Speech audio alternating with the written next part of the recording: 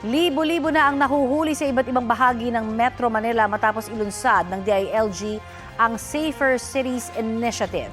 Paglilinaw po ng Philippine National Police, mas hinihigpitan lang ang pagpapatupad ng mga umiiral ng ordinansa sa bawat lungsod. May ulat on the spot si Oscar Oida. Oscar?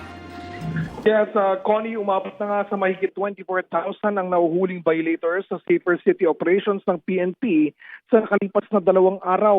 Pinakamaraming violators na nahuli ang Southern Police District na umabot sa mahigit 12,000. Gaya sa mga syudad tulad ng Muntinlupa, Makati at Pasay.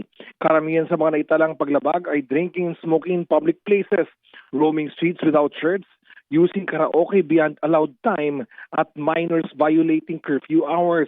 Paglilinaw ng PNP, walang bago sa mga pinapatupad na ordinansa. Dati na raw itong nariyan, mas pinaigting lang para mas matiyak ang kaligtasan ng lahat. At sa pagkakataong ito ay mas isinasama na nila ang barangay at DSWD para mas masigurong walang karapatang pantaong naabuso. Oscar Oida ang nagbabalita para sa GMA News.